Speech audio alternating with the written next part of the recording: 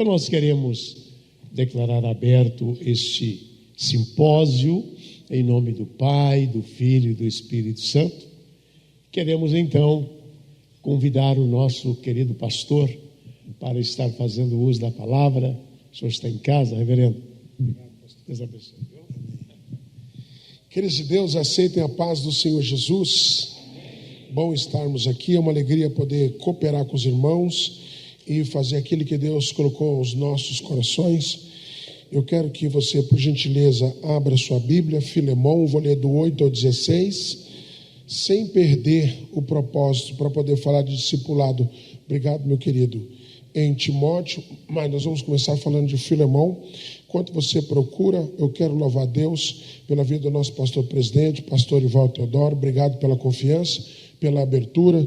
Eu louvo a Deus também pela vida do pastor Lailton, sua indigna esposa, nossa irmã Rosângela. Eu louvo a Deus pela vida do pastor Ademilson, que é o seu auxiliar, os demais obreiros aqui. Deus abençoe. Bruno foi fidedigno, ficou muito boa a apostila. Todo o auxílio aí foi muito bem elaborado. Deus abençoe o pessoal da mídia, todo o suporte. Louvo a Deus também pela vida do meu amigo pastor Jaime Foliati, nossa irmã Leila. Deus abençoe através de vocês. Tem sido um canal de bênção para poder estar aqui nesse campo, Deus abençoe. Louvo a Deus pela vida da minha esposa. Nós estamos completando hoje 26 anos de casados. Diga glória. 26 anos de casados. Abençoe. Você é a mulher mais linda aqui essa noite, viu? Diga amém.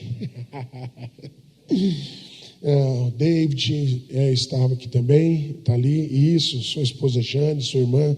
Deus abençoe. Tem sido uma bênção. Empresário do ramo gráfico aqui na cidade, tem sido uma bênção, Deus abençoe sua vida poderosamente e a todos os irmãos que trabalham na área de educação e discipulado. Os irmãos que nos acompanham também pela TV Mãos Amiga, eu tenho certeza que Deus irá falar ao seu coração. Pegue uma caneta, um papel aí e anote, porque com certeza será bênção.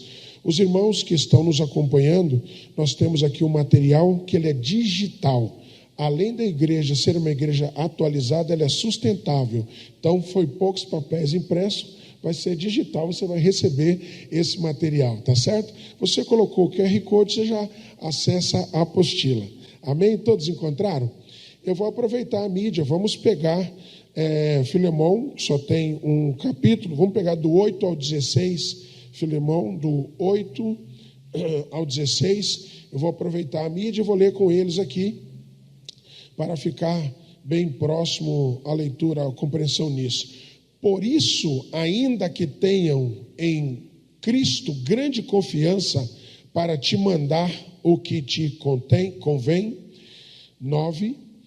Todavia, peço-te antes por amor, sendo eu tal como sou, Paulo o velho.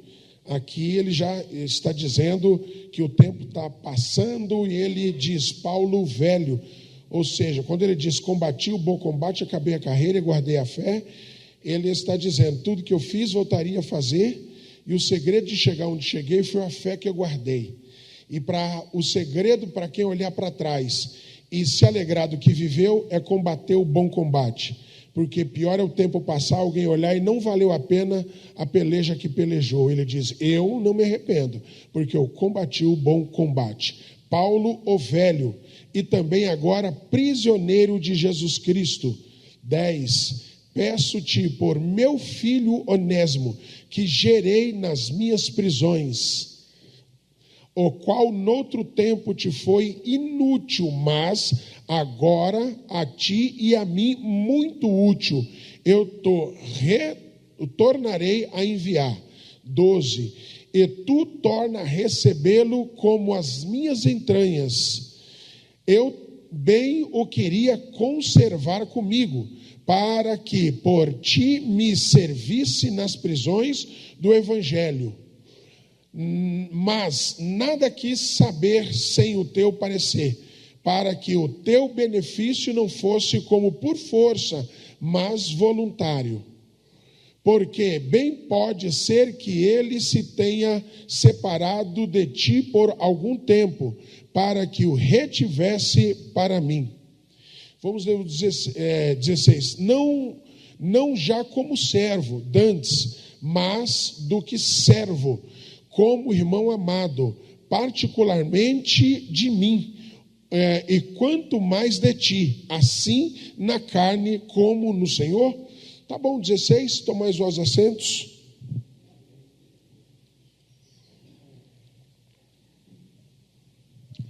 Queridos, há quem diga que essa carta é tão pequena, e ela é uma carta mais pessoal, paternal, do que uma carta pastoral. Ela traz um cunho bem particular a respeito de um fato. Eu começo a contextualizar para a gente entender a sociedade até então. Pensem comigo, um dia Jesus confrontado sobre o que uma mulher deposita aos seus pés, e eles questionam que o vaso de alabastro com unguento puro era muito caro, e um dos grandes discursos era justamente o Judas. Jesus diz: os pobres vocês sempre terão entre vocês. Quando Jesus diz que os pobres sempre teríamos entre nós na sociedade, naquela época a condição social era muito difícil. Além da pobreza, a classe mais baixa tinha uma classe ainda subjugada, que era a classe de escravos. Há quem diga, se na época a classe de escravo entendesse, se organizasse, eles com certeza iriam gerar uma grande revolução. Alguns pensadores estudiosos, eles dizem que os escravos que geravam e cresciam em liderança, alguns deles recebiam roupa de homens livres para poder ter privilégio em relação aos outros. Se hoje, para a gente destacar da sociedade, roupa de marca me posiciona como uma classe elevada, imagina uma pessoa que era escravo e tinha roupa de um homem livre. Quando nós olhamos esse contexto, diz que no mínimo entre 30% a 40% da população eram de escravo. Nós não temos números, mas há grandes estudos para poder falar que a quantidade de escravo era significativa. Para vocês terem uma ideia, a mão de obra operária escravocrata, ela era antiga, ela era milenar.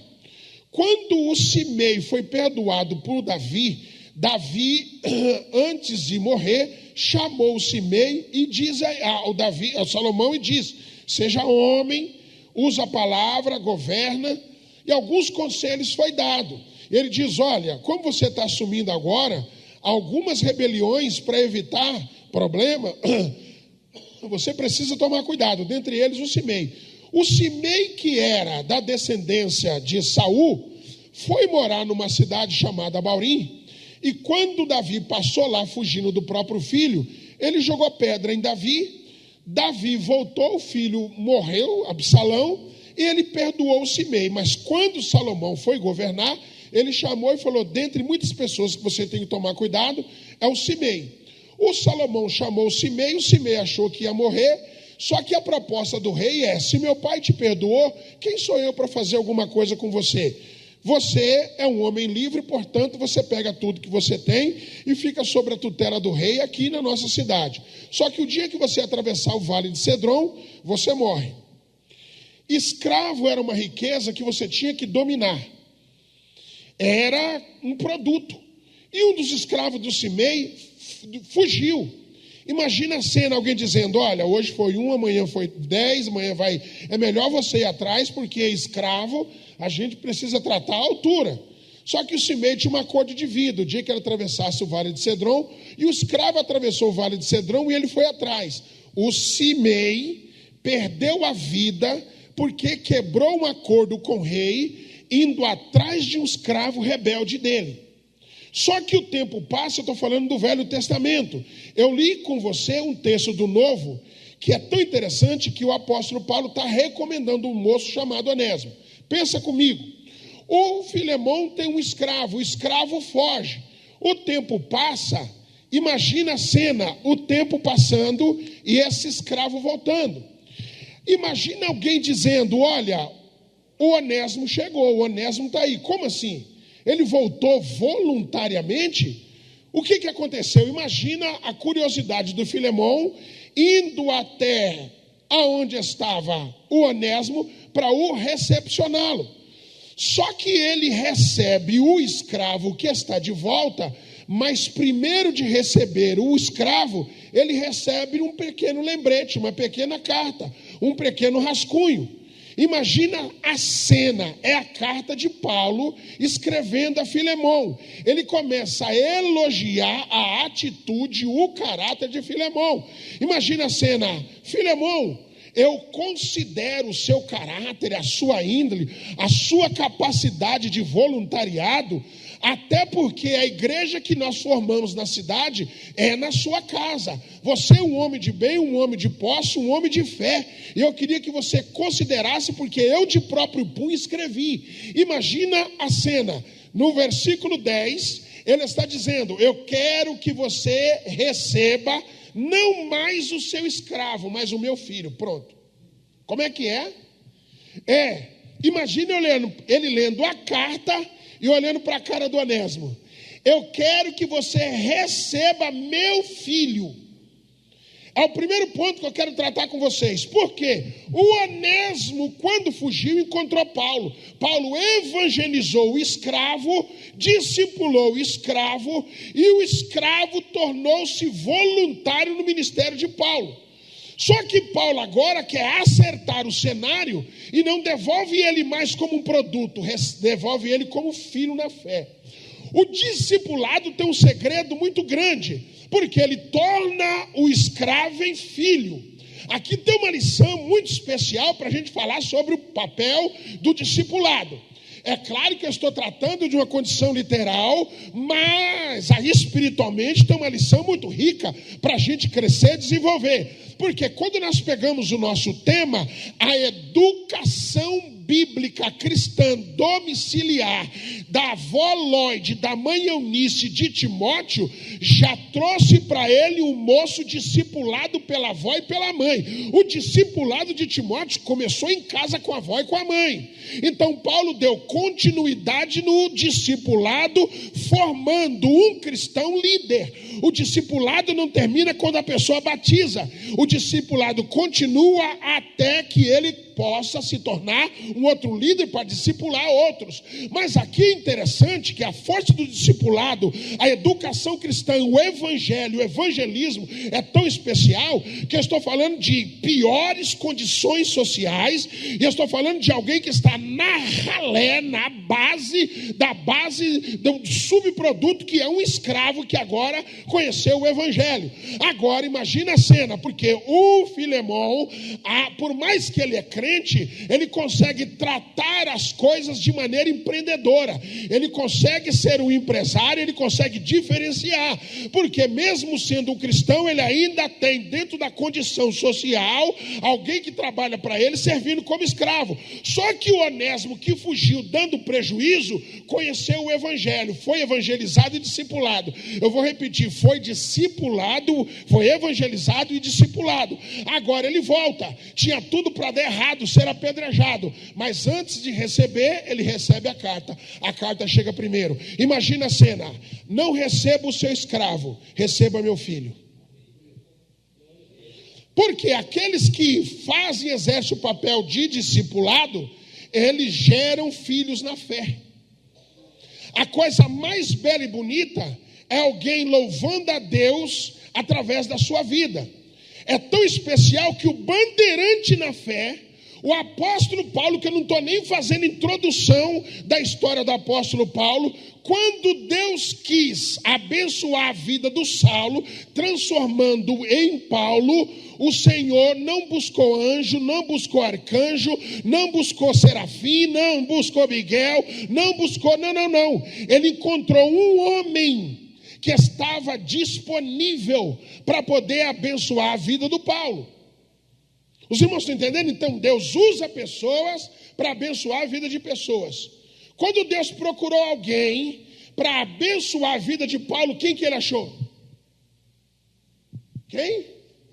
Quem me ajuda? Ananias. Se Deus te procurar em São José dos Pinhais, ele te encontra? Porque quando ele precisou de alguém, logisticamente ele não foi buscar ninguém em Jerusalém. Então, se você não ganhar quem está em São José dos Pinhais, na China que você não vai ganhar.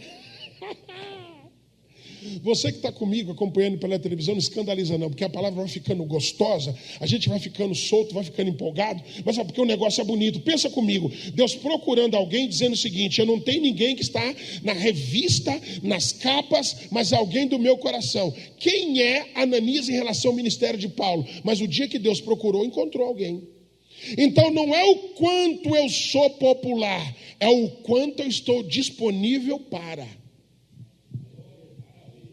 Eu sou pastor, nasci, cresci na igreja, contexto assembleiano, mas mulheres simples da escola dominical, professoras, fizeram muitos resultados na vida de um menino que nasceu numa favela.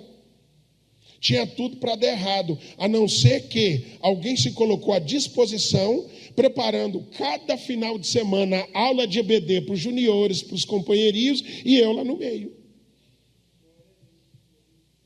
Ninguém que prepara uma aula de escola bíblica dominical, uma aula de discipulado, prepara a lição para ficar rico, a não ser para distribuir o que recebeu de Deus. Amém? Então é tão interessante que esse cenário me chama a atenção aqui na carta a Filemão, porque ele vai ser recebido como filho. Agora, quando eu olho, por exemplo, coloca para mim aí no telão, Gálatas 3:28, se eu anotei certo aqui, porque a questão da vida cristã, o discipulado, ele nunca vai levar consideração do que a pessoa tem. Para a gente falar em um país, pastor, em um país capitalista, as pessoas são medidas por classe A, B, C, D e E. Essa divisão é por poder aquisitivo. Eu estou dizendo que alguém era considerado produto na sociedade porque era escravo. Paulo evangelizou, ele tanto abençoou a vida do Filemão, que era senhor de escravos, como também o Onésimo, que era servo de todos, pela condição que tinha. E aí vamos fazer um coral lendo comigo lá. 1, 2, 3.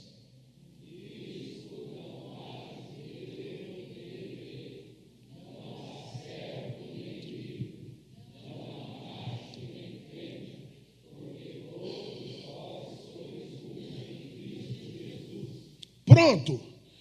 O trabalho do evangelismo e do discipulado, ele não olha a classe social de ninguém. A ONU vai dividir as nações por aquelas que são aliadas, chegando acho que 158, se não me foge a memória. Só que a cruz não divide nações por território. A cruz dividiu a sociedade só em duas: pecadores arrependidos com perdão e pecadores arrogantes sem buscar perdão. Um olhou para ele e disse: se tu és o Cristo, desce e resolve o nosso e o seu problema. Aliás, trabalhou tanto com madeira e agora está pendurado em uma. O outro olhou e não viu um carpinteiro, viu nele um Senhor. Então o segredo da cruz é o que o discipulado vai gerar. O que é que esse camarada, mesmo sem antes de converter, ouviu para poder reconhecer no homem da cruz do meio, nele um Senhor? Ele ouviu. Ele ouviu. Porque ele olhou para o outro e falou assim: você está falando do que não sabe. Você e eu merecemos estar aqui, mas esse não. Aí quando ele disse, se humilhando: Senhor, pronto, não é carpinteiro. Tem rei, tem domínio, tem governo. O que alguém precisa entender através do seu discipulado? No último momento, o que ele entendeu, mesmo não vivendo, ele esboçou: Senhor, lembra-te de mim quando entrares no seu reino. Então a sociedade é dividida em duas partes: pecadores arrependidos com perdão e pecadores sem arrependimento para condenação. Onde é que vai fazer a diferença? A consciência. Como é que um enxerga carpinteiro na mesma pessoa e o outro enxerga nele um rei e um senhor? Tem que ter compreensão. O segredo do discipulado não é a informação que ela vai gerar. É mais do que a informação. A informação é ferramenta, mas a revelação é que vai fazer total diferença. Toda vez que você se propor a ensinar alguém, você conta com a terceira pessoa da Trindade, o Espírito Santo. Então, o seu papel é ensinar, o do Espírito Santo é convencer. Agora, pega lá, por exemplo, onde nós estávamos lendo, versículo 11 de Filemão. Olha o segredo aqui, o 1 e o 11, olha o segredo. Olha que coisa interessante. Por quê? Eu não vou ler todo o texto, mas ele está dizendo o seguinte: antes, eu vou usar isso porque é um seminário discipulado, tá? Antes dos discipulados, ou seja, noutro tempo, o Onésimo foi inútil, mas agora o efeito do que ele entendeu, ele é útil tanto para você como para mim. Se você não conseguir recebê-lo como filho, me devolve, porque ele vai te abençoar aí. Se você não entender o que ele pode fazer para você de utilidade, devolve, que ele é muito útil. Aliás, eu queria ficar com ele, só estou mandando porque eu não tive o seu consentimento. A educação cristã torna o inútil útil. O inútil útil. Porque ele cresce. Então o Onésimo é um escravo rebelde que gera problema, gera prejuízo. Mas ele está dizendo o seguinte: o que ele entendeu agora torna essa pessoa útil. Toda pessoa que cresce em utilidade, ela cresce em nível de consciência. E só o discipulado pode fazer isso. Educação cristã.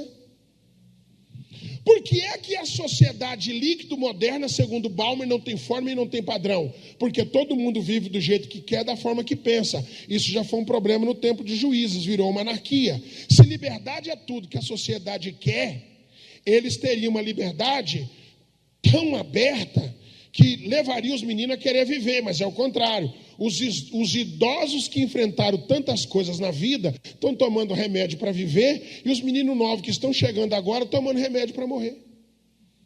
Ué, não é liberdade que queriam? Então essa falta de disciplina e essa contracultura cristã está gerando mal à sociedade. Só que se a igreja, David, ela fosse uma franquia, só ela teria o que ninguém pode oferecer.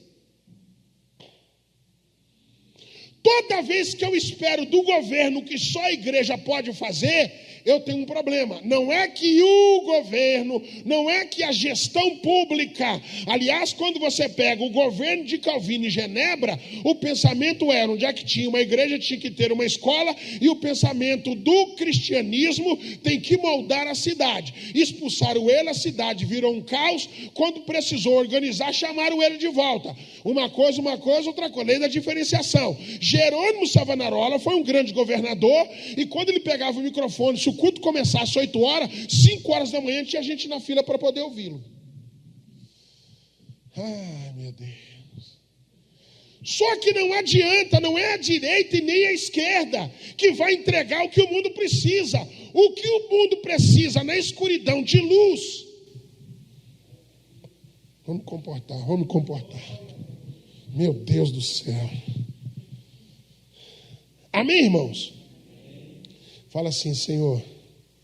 Não. Fala: Senhor, me dá graça para entender. Eu vou tentar te explicar para você. Eu trabalho com jovens desde os 16 anos. Então é sempre aquela coisa: vamos para cantina, vamos fazer não sei o quê, para ajudar os jovens, vai ter retiro. Aí eu falei assim: vamos fazer a noite do pastel, arrecadar dinheiro para o congresso dos jovens. Aí cheguei lá, correndo para lá, para cá. Luciana está lá. Um óleo frio, pastel murcho. Eu falei assim: Luciana, põe fogo nesse tacho e faz esse pastel com mais vida. Não sei se o povo vai comprar. Eu falei: se você que vai vender já está morrendo, você imagina, você vai... Porque é o seguinte, preste atenção: se você sentar, eles deitam. Se você deitar, eles dormem. Se você dormir, eles desmaiam. Se você desmaiar, pronto. Então não vai fazer discipulado arrastando o pé, sem vida. Não. Você tem que ter convicção, você tem que ter vida naquilo que você está levando. Irmão. O camarada era inútil e se tornou útil pela transformação do evangelho. Olha que eu estou falando de um escravo. Olha o segredo. Você imagina o Filemão, o que eu vou falar para os outros escravos? Que eu peguei esse aqui, ele recebeu o evangelho, eu vou receber ele como filho. E ele está dizendo o seguinte: eu poderia usar a autoridade no Senhor, só que eu não vou obrigar, eu vou te pedir, porque tudo que se diz respeito a reino não é obrigação, é gratidão. Se gratidão não fosse importante, ele não perguntaria dos 9. Eu enviei 10, só veio você, por quê? Cadê os outros? Pega o 8 e o 9 aí, de Filemão, 8 e 9, 8 e 9. 8 e 9. Filemão 1, 8 e o 9. Por isso, ainda que tenha em Cristo grande confiança por ti, confiança para te mandar o que te convém, pega o 9. Todavia peço antes por amor, sendo eu tal como sou. Paulo velho, também agora prisioneiro, ele está dizendo o seguinte: eu estou te pedindo por amor. Você não é obrigado a fazer se você não entender.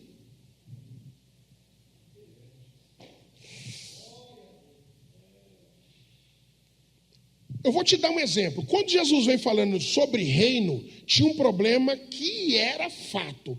Se você pegava escribas, fariseus, saduceus, se tinha os herodianos, eles eram beneficiados pelo sistema. Aí você imagina a cena, já que ele está falando de um governo, de uma estrutura, vamos perguntar para ele sobre a questão do imposto que pega todo mundo. Quando chegaram, perguntaram assim: bom, mestre, nós sabemos que a gente tem que tomar muito com discurso fraudulento. Cinismo é uma coisa que não combina com a verdade. Aí vieram: bom, mestre, Jesus sabendo que não era aquilo. Aí Jesus: hipócritas, tá, eu sei que vocês vieram, tá, me dá uma moeda. Que imagem é essa aqui? É a de César. Jesus pegou a moeda e diz assim: dá a César o que é de César e dá a Deus o que é de Deus. Ou seja, imposto vocês vão dar por obrigação. Querendo ou não querendo, vocês vão pagar. E o que é de Deus? Por que vocês não conseguem entregar? Porque imposto é obrigação, mas para Deus é gratidão. Toda pessoa que não consegue entender, não consegue devolver o que é de Deus. Paga imposto, mas não gera culto. Amém, amados? Obrigação você faz querendo ou não querendo, mas para Deus é voluntário, porque o segredo do culto não é o culto, é aquele que vai cultuar, porque culto Caim também entregou, só que o problema não é o culto que ele entregou, é quem cultua. Quem olha o culto de Caim, olha o culto de Abel, não consegue diferenciar. Só que o segredo do culto é o motivo e a razão. Como Deus rejeitou a intenção do coração do Caim, o culto não subiu. Porque tudo que você faz, o segredo não é o que você faz, é o motivo que te leva a fazer. Então, quando você faz o que faz, é porque Deus te chamou para fazer. E toda vez que você entende o que foi feito por você, você não compara o seu serviço com ninguém. Se você comparar o seu serviço comigo, você pode estar fazendo muito. Mas se você comparar com o que foi feito por você, você não está fazendo nada. Não, porque eu faço ninguém vê, ninguém faço ninguém vê. Está fazendo para quem? Para quem você faz de fato não dorme nem cansa. Amém? Não, ninguém me olha porque ninguém... Não é fácil. Existe o que nós chamamos que é aquilo que é natural contra aquilo que é nobre. E o seu trabalho é muito especial, porque existe o que nós chamamos de cultura da inutilidade. Você viu? Faz um texto bonito e posta nas redes sociais. Faz uma mensagem falando do plano da salvação para ver quantas curtidas vai. Agora, faz um negócio dançando. Faz uma dancinha para você ver. Todo mundo curtindo. Então tem uma coisa chamada cultura da inutilidade. Então não espera popularidade naquilo que você tem para entregar. Teve um dia que eu fiquei todo empolgado, tinha um trabalho para poder fazer na prefeitura, fiquei todo, eu vou falar, agora vai estar o prefeito, subsecretário, me senti a pessoa mais importante. Tomei banho, escovei os dentes, passei perfume, coloquei uma roupa bonitinha, no hotel, aquele salão. O camarada demorou 2 horas para chegar, chegou, o salão entupiu, ele falou 5 minutos, foi embora, eu fiquei sozinho, meia dúzia de pessoas assim. Eu fui embora triste, porque eu fiquei tanto tempo preparando aquele material, liguei para um amigo e falei para ele, rapaz, eu estou tão decepcionado. Eu tinha um evento para fazer com o prefeito da cidade, com todo o secretário, não sei o quê, mas por que você... Não, era um trabalho que eles queriam fazer da Bíblia com a questão da gestão pública. Ele falou assim, deixa eu te falar uma coisa, nunca mais você prepara pérola para porco. Você está entendendo? Às vezes um trabalho mais simples que você faz dentro de uma casa, alcançando uma alma, sendo que uma alma vale mais do que o mundo inteiro. Nunca despreze qualquer lugar que você pisar para levar o melhor. Porque o segredo do melhor não é o que você espera onde você pisa, é o que você leva quando você chega. A beleza do discipulado e do evangelismo é o que você leva, não é o que você espera. Porque toda vez que você esperar da outra parte, você decepciona.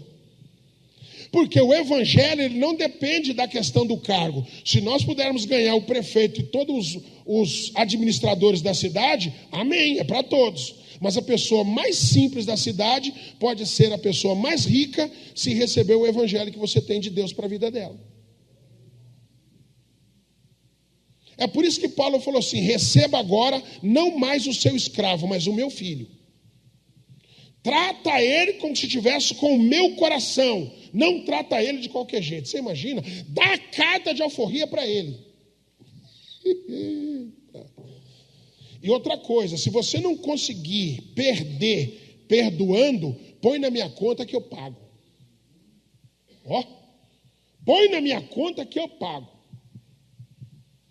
Toda vez que você chegar na presença de alguém, você tem que deixar melhor do que quando você saiu. O samaritano fez total diferença, quando na verdade o sacerdote e o levita tinha compromisso e pastor distante. Toda pessoa que passa distante não consegue ver, ouvir e sentir. Ele viu a situação, está vivo. Ele sentiu a dor do miserável e serviu. Tinha óleo e tinha vinho. E quer mais?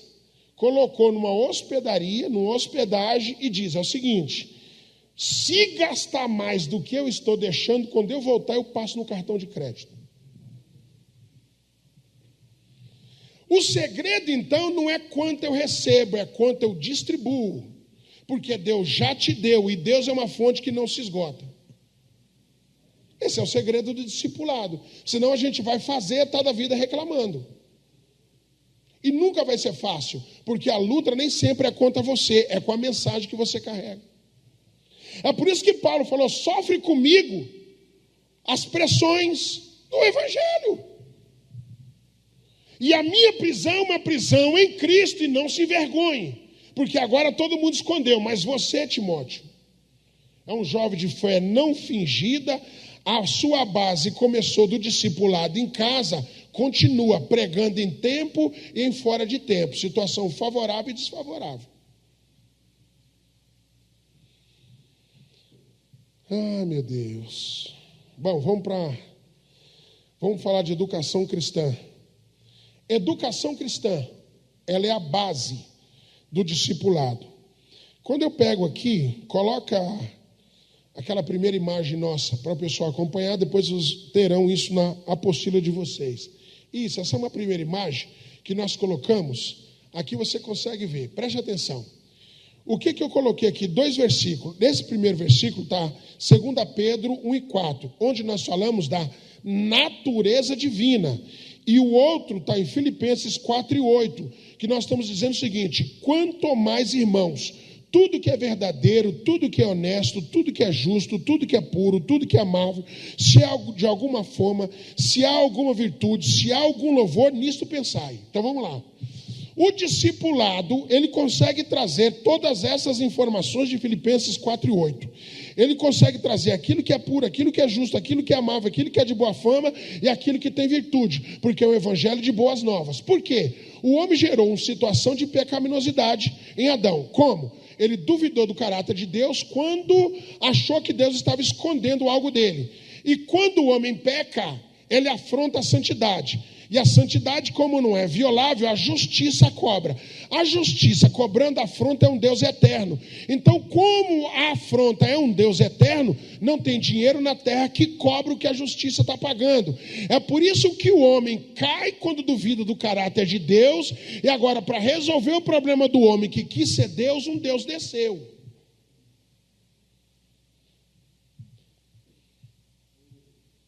Vou falar devagar. O homem quis ser Deus pela mentira, mas a verdade se torna homem. Quem falou foi João. No princípio era o verbo, criando tudo. Bereshit, começo de todas as coisas. No princípio era o verbo era Deus, o verbo estava com Deus, e tudo que existe não existiria se pelo verbo não fosse criado. E vimos a sua glória, como a glória do unigênito de Deus Pai. Ou seja, o verbo encarnado. O verbo que criou é o verbo que veio reformar, transformar o que a mentira deformou. A brutalidade da queda foi grande, tão grande, que separou o homem de Deus. Agora, quem tem o religare, novamente, é só através de um artigo definido: eu sou o caminho, a verdade e a vida. Fora dele é atalho. Por que o homem da hipermodernidade é um atalho? Eles estão dizendo que tudo é bom, nada é ruim, desde que você seja feliz. Então, qualquer caminho te tornando feliz é bom. Então, tem atalhos no discurso que nós chamamos de progressista, que de progressismo não tem nada. Então, são todos desvios que tiram a pessoa do caminho. Se nada é pecado, tudo está certo, desde que eu seja feliz, então eu não preciso da cruz e nem de Jesus. Você viu aí? Por que o seu discipulado é importante? Porque se o doente não reconhece a sua doença, como é que você trata?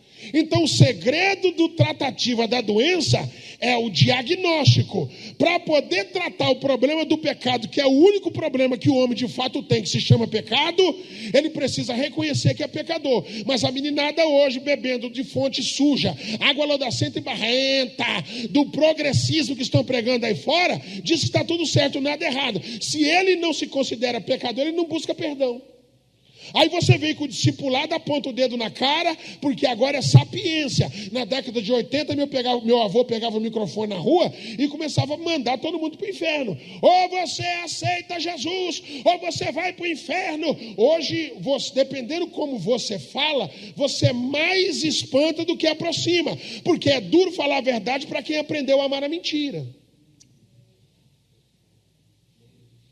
Não é que você tem que ocultar a verdade, é que agora você tem que ter maneira de falar a verdade para poder ser ouvido. Você está entendendo? Então, o seu discipulado tem que ser untado com óleo, graça, porque primeiro você não convence ninguém. Você pode ser o mais pedagogo, mais articulado, a sua didática te ajuda, mas se o espírito não cooperar, o homem mais inteligente em didática, em maneiras de educação, ele é dependente do Espírito Santo. A pessoa mais simples, não tendo tantas informações acadêmicas, pode ganhar alguém auxiliado pelo Espírito Santo. Portanto, nós estamos fazendo esse seminário para que a gente possa conscientizar-nos da importância que é o discipulado. Preste atenção, nós precisamos ter um engajamento. Uma aula como essa, uma conversa como essa, ela não vai delimitar, delinear, explorar todo, mas no mínimo, com vontade de querer fazer mais, você tem que sair daqui. Porque só você tem, pelo Evangelho, o que mais ninguém tem. Não tem outro remédio que possa curar o problema que o pecado gerou. Mas aí você recebeu a bula, o remédio que curou a sua doença. Por que você não vai levar para quem está morrendo? Não tem como, você é chamado para isso. Então, quando eu olho o texto que a gente colocou para poder falar de mente e natureza, preste atenção. Eu posso cobrar comportamento. Olha para mim. Eu posso cobrar comportamento, mas mudar natureza é só Deus. Se a pessoa não tiver natureza mudada, ele só muda o endereço do bar para a igreja e continua do mesmo jeito. Está entendendo? E Deus tem te chamado para poder ensinar. Vão e façam. Porque o que você precisa fazer tem que te levar. Isso chama volição. Pergunta assim, pastor. Pergunta, pastor. O que é volição? Vontade colocada em prática. Porque falando que vai fazer não muda nada. Mas fazendo... Oh, meu Deus do céu. Deixa eu correr. Está acabando, né? Está chegando o horário do intervalo, eu vou correr aqui. Agora, preste atenção. Eu vou resumir isso aqui, para falar com vocês. A visão bíblica para o discipulado. Existe uma coisa chamada cosmovisão cristã. O que é a cosmovisão cristã? Deus, desce aquela revelação. Escuta isso aqui.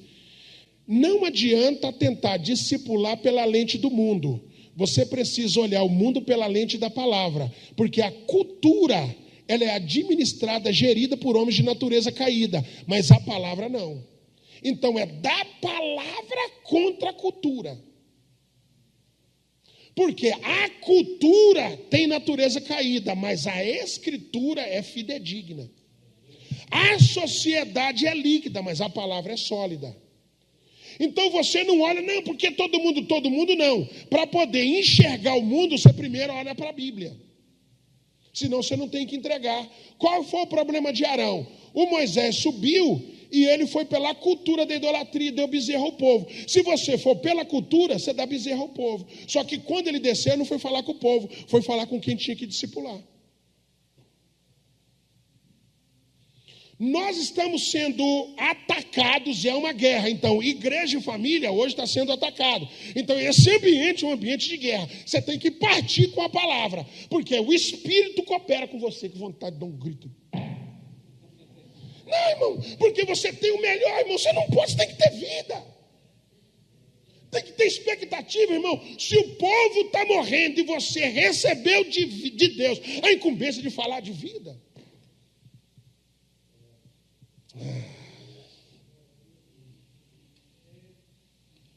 Gente, o Espírito Santo, ele convence, ele consola na fragilidade, mas convence na ignorância.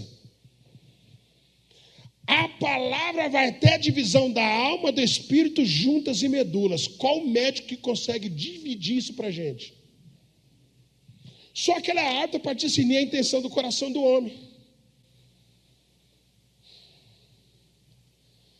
Gente, é gostoso demais.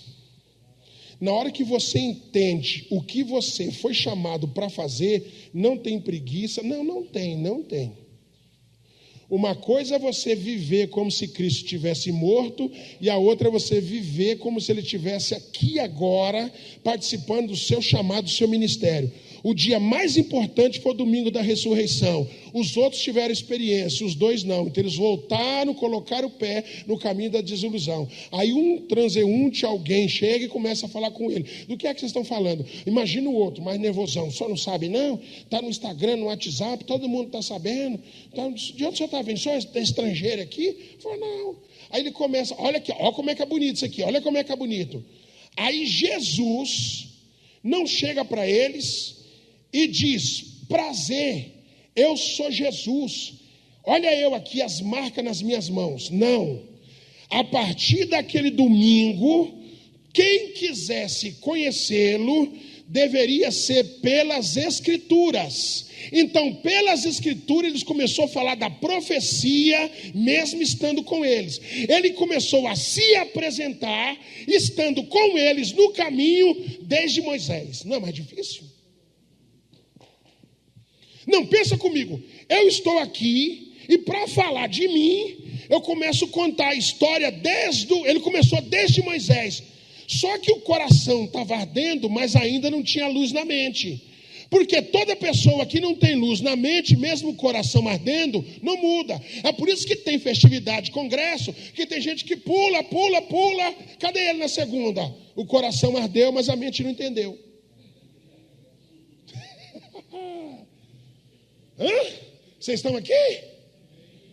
O coração está ardendo, mas eles estão caminhando. Quando é que eles voltaram? Quando viu que Jesus estava vivo. É ele.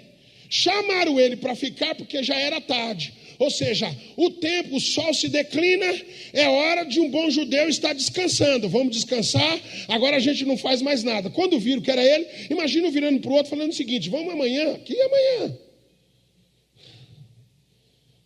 Então tem gente que não está cansada, é falta de revelação.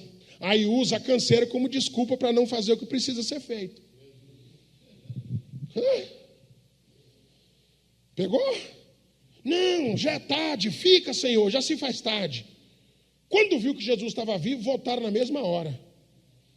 Uma coisa é você ter razão para ir, outra é ter motivo para voltar. Fica. Amém, amados? O Espírito Santo te convence. Agora, deixa eu falar uma coisa. Mais do que a cultura é as escrituras. Qual é o problema que está acontecendo hoje? O que a Escritura chama de sagrado, a lei, a institucionalização do pecado procura criminalizar. Vai chegar uma época em que o homem moderno vai entender que as leis atuais estarão mais atualizadas do que a Bíblia, sendo que já tem pastor pregando que tem que atualizar a Bíblia, ou seja, cedeu mais à cultura do que à Escritura. Ai. Os irmãos estão entendendo? Aí tem uma matriz que nós chamamos de matriz de SWOT. Eu uso isso para dar aula em administração. Mas tem um ponto que ela é interessante para a gente enxergar. Você vai pegar na apostila depois, não vou ler. Onde a gente coloca forças e fraquezas internas. Forças e fraquezas internas. Ameaças e oportunidades externas. Qual é a oportunidade externa que eu tenho em São José dos Pinhais? Se eu não ganhar ninguém da cidade, alguém de São Bernardo, onde eu moro, você não vai ganhar.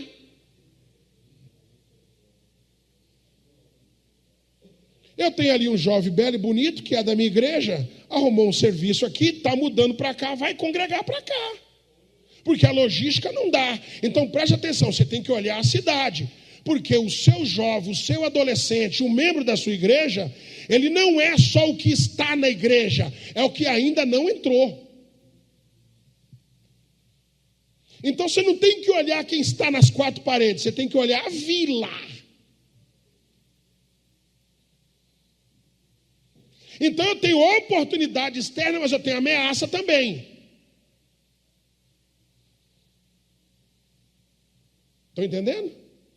Agora, nos últimos tempos, o Senhor diz: derramarei do meu espírito, mas também vai viver um grande grupo que vai viver de uma indolência. O povo está perdendo o apetite pela palavra. Se eu começar a dar chave, não, a campanha de não sei o que, gente. Eu acredito que Deus prospera, porque a minha infância foi muito na pobreza. O que Deus me deu materialmente, eu não conheço riqueza, mas eu sei o que é ser próspero, porque Deus me deu exatamente uma casa no lugar que um dia, na minha adolescência, eu passava pedindo as coisas com fundo de geladeira, com roda de carro. Então, se você quer falar para mim de bênçãos materiais, eu posso testemunhar que Deus faz. Só que a casa que Deus me deu, o carro que eu comprei, fica. E eu que vim, volto. Então, o segredo não é ter, é ser. Aí a fé, isso aqui é para a gente fechar e devolver a palavra ao pastor para a gente ir para o segundo período. A fé não é para você só buscar o que você precisa, é para ser o que você ainda não é. Porque eu não sou ainda o pastor que Deus quer que eu seja. Mas pela fé eu consigo ver, e nós vamos crescendo de glória em glória, de glória em glória, de glória em glória, até se tornar dia perfeito. Amém? Te encontro no segundo período.